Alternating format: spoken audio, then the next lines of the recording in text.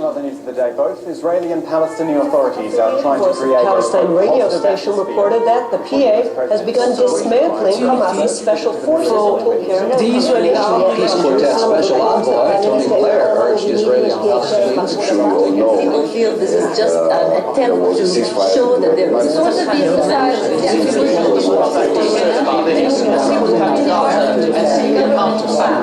People here are experiencing under the pressure, in my view, to wake up.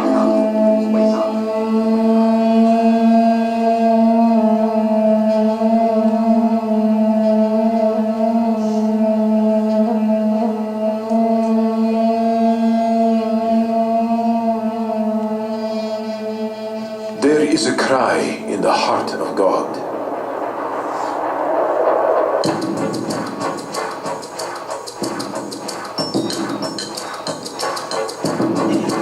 A cry for the land he calls his own.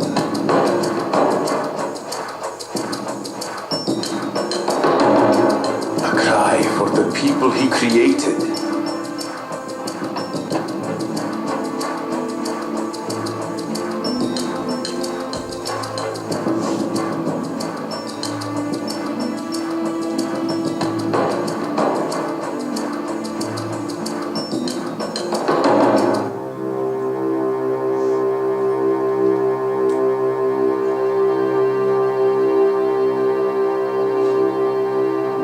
There is a cry from the people of God in every nation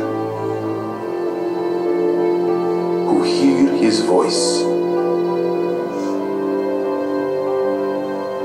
who long for his plans to be fulfilled.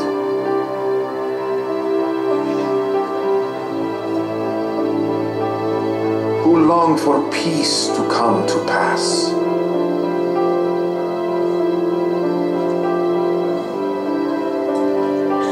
Psalms 122, 6 through 9 says, "Pray for the peace of Jerusalem. May they prosper who love you. Peace be within your walls, prosperity within your palaces. For the sake of my brethren and companions, I will now say, peace be within you. Because of the house of the Lord, our God, I will seek your good.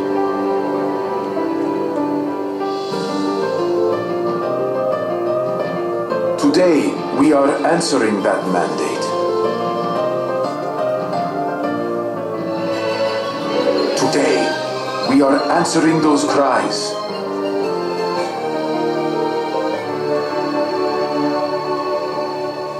Today, we are joining together with millions around the world.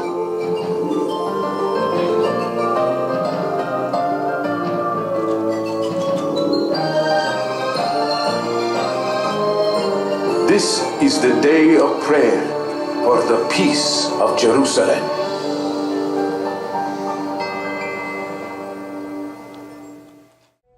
Help me, God. And kids are screaming, and the screams were, if there is a God, you should have heard it. They made a mass grave. That day, they killed off over 5,000 Jews. That was terrible.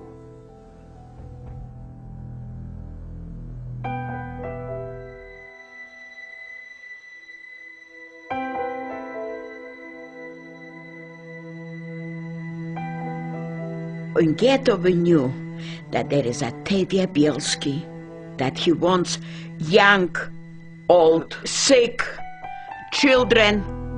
He didn't care. As long you are a Jew, you have to come, you have to survive. Just come to me, children, come.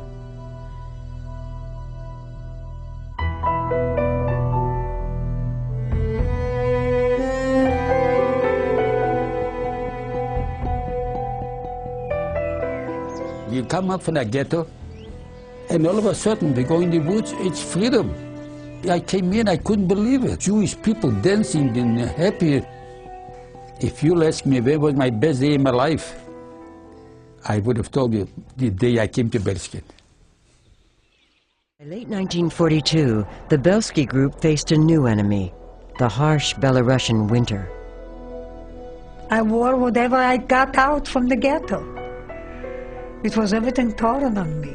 Shoes, they were torn. Socks torn. I didn't have so much clothes. No, I didn't. You imagine people slept in their clothes. If you had a gun, you slept with the gun. With the gun, you went to the washroom. You know what the washroom was? Between a couple trees. We became animals, that's all. It was very hard, and it was winter. It was so cold. But we were young. And we knew, better here than in ghetto or in the concentration camps. We used to sit and talk. What else could you do? Sitting and talking, dreaming. Maybe we'll get out. There was not too much hope. But we were always, like dreaming and hoping. Maybe something will come up, that maybe we will survive. But God knows, we didn't believe. Early on, food was scarce, comprised of whatever the group could beg, steal, or borrow from local villagers. You had to survive. There was a big family to feed. So if you went on a mission for supplies, you didn't come in with money and said how much you want. You had to take it under the gun.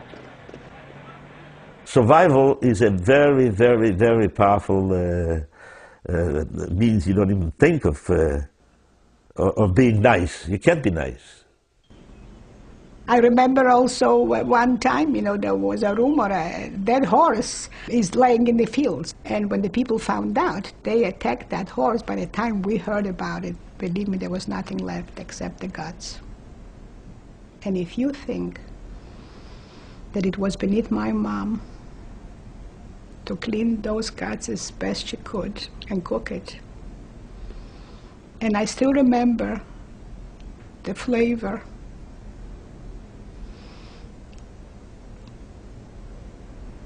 That nobody would want to eat.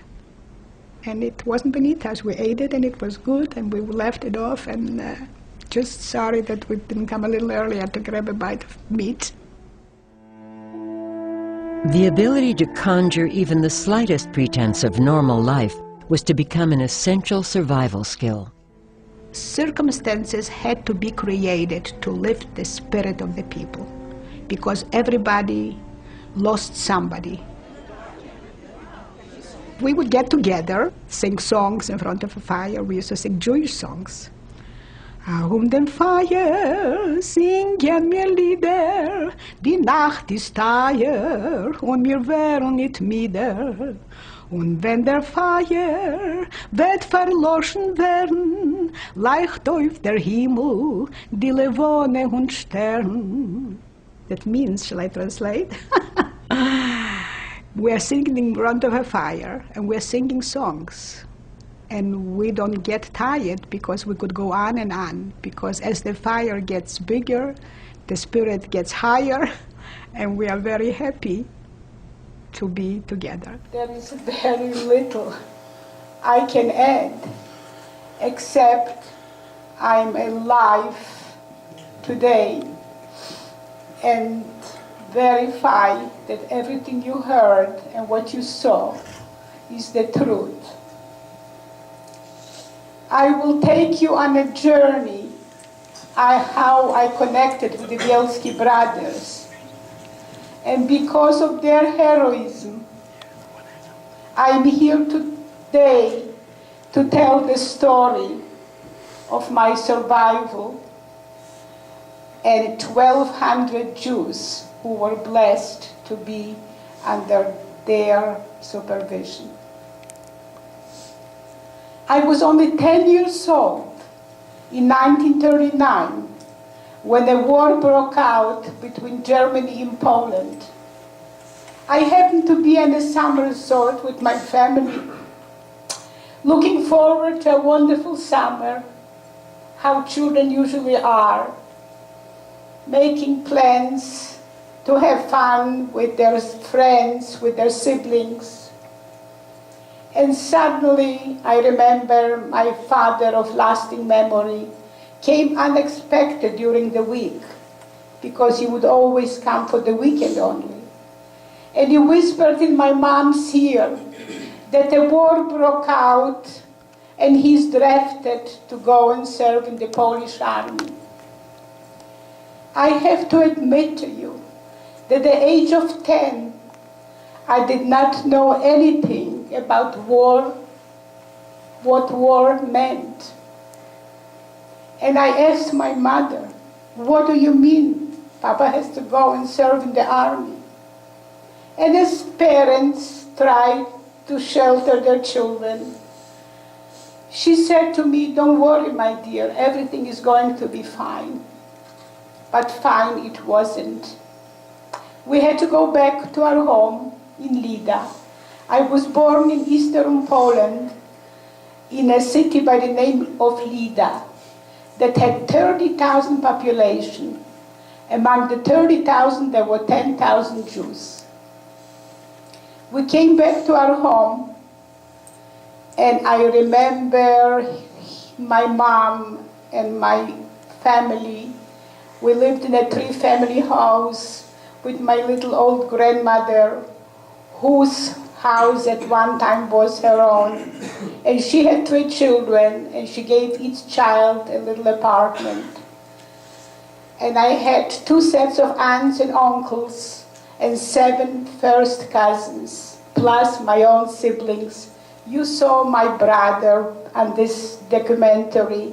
He was the one that started it. And I have an older sister. Anyway, Poland was defeated in 1 week. The war was over. Our territory was occupied immediately by the Russians. Now, Poland was a democratic country, very much like the United States. Private enterprise, open stores, banks, schools. The Russian system at that time under communism was totally different. All the stores were confiscated. People had to stay in line for bread and for everything that you needed to go on. And the people were not used to it. It's like, for instance, God forbid, if it would ever come a time that, you are not as free as you are and used to, and everybody tells you how much food you need to eat or how much clothes you need to change. You're not your own boss anymore. And people went through a very hard time getting used to the system.